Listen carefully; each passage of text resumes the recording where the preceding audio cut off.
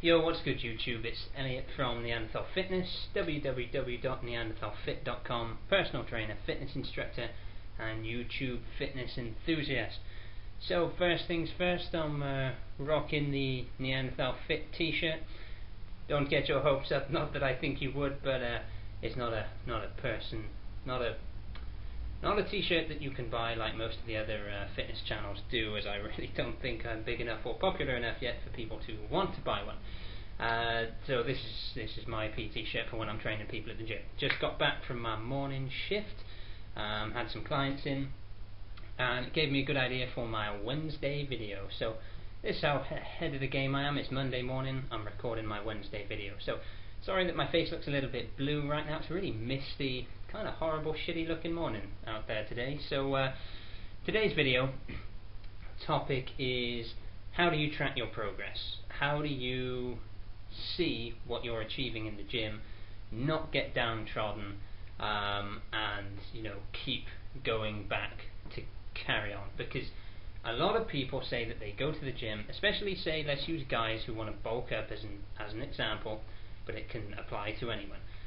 Guys who want to bulk up a lot of the time will say that they haven't made any progress. They've been going to the gym for maybe only a short amount of time, 2-3 months, and like, oh, I'm not any bigger.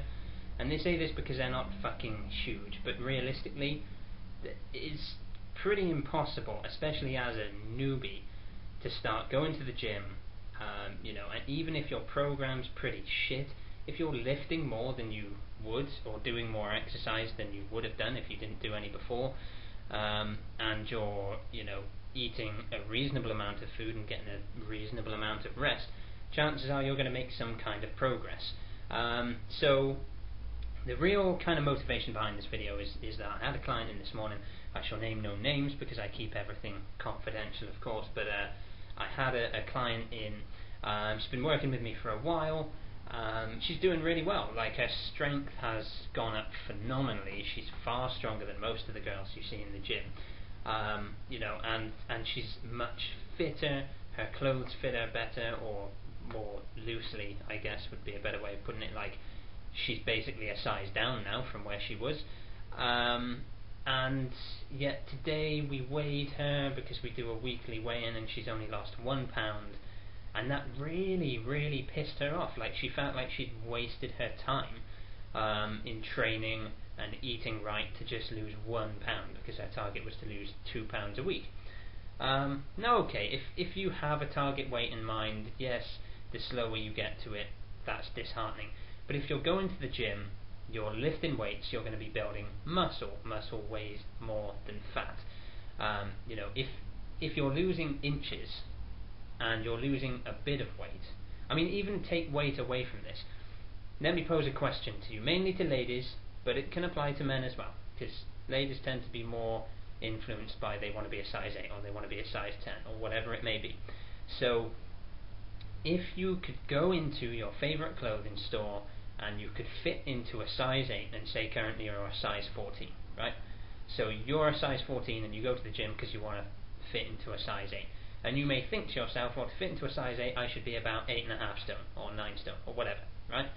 And then you fit into that size 8 because you've been going to the gym and you fit into the size 8, but you're actually 10.5, 11 stone. Does that matter to anyone? No, I mean, it shouldn't. It clearly does. There's a relation for a lot of women in their mind between weight and health, which is not always the case. You could be ripped to shit and have a good amount of muscle on you and have a nice toned physique and be 10-15 pounds or more heavier than someone who weighs less but looks fatter than you, because they have less lean muscle and more fat weight on them. So my kind of message is to not get weighed down, pardon the pun, not get weighed down by the scales. Don't get put off by the scales and use that as your only indication. Use the mirror. What do you look like? Use your clothes. How do they fit? Hell, use a tape measure. Measure your waist, measure your hips, your thighs, your upper arm, chest, whatever it is, and see the inches drop off. Or just better yet, measure your fitness. If you focus on what you eat and you focus on how you train, two variables that you can control, your health will improve, your fitness will improve. Now, you have no direct control over your body composition. You do to a degree. The less calories you eat, the less you'll weigh, because your body can only use the calories it has to make itself. Okay, and the harder you train, the more muscle you'll have. Okay, so you do have some kind of control, but realistically, let's say for me, right, I'm 5'7". If I made my idol Arnold Schwarzenegger and said, that's the body I want that body, there are a couple of reasons that I will never attain that. One, he was like 6'2", 6'3", I think. He was definitely over 6 foot. I'm not even close to 6 foot. So training is never going to make me that tall. I'm never going to have the broad shoulders that he had, because that's just not my bone structure. I don't have the same body type as another person. So who knows what my genetic potential would look like? Sylvester Stallone, Ronnie Coleman, Bruce Lee, and let's say Jean-Claude Van Damme. Okay, 4 entirely different guys, 4 entirely different physiques, yet they are all equally impressive because they have worked up to their body's potential. And so you might be a Bruce Lee, you might never be massive. You might be a Ronnie Coleman, you might never be able to be that lean. You need to be the best you can be, and not compare yourself to others.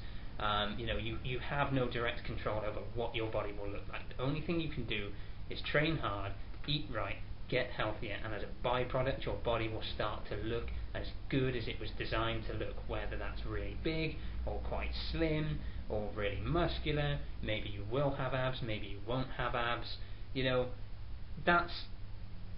The aesthetics should not be your primary motivator, and if they are, at least concentrate on the aesthetics, not on the weight.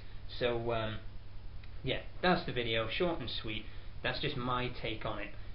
Comment below, like the video, subscribe up if you haven't already. I do new videos twice a week, and I cover all kinds of subjects. If you want to see something in particular, then hit me up with a comment below or send me a private message, and I'll get that video put together for you.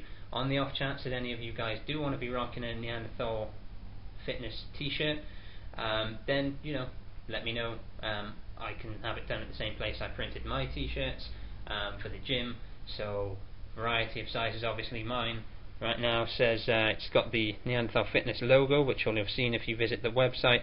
It's just got my name, personal trainer, and the website. Obviously yours wouldn't have your name, personal trainer, but I could pick up the logo a bit, whatever. I'm sure nobody will, but I'm putting it out there just in case anyone fancies it.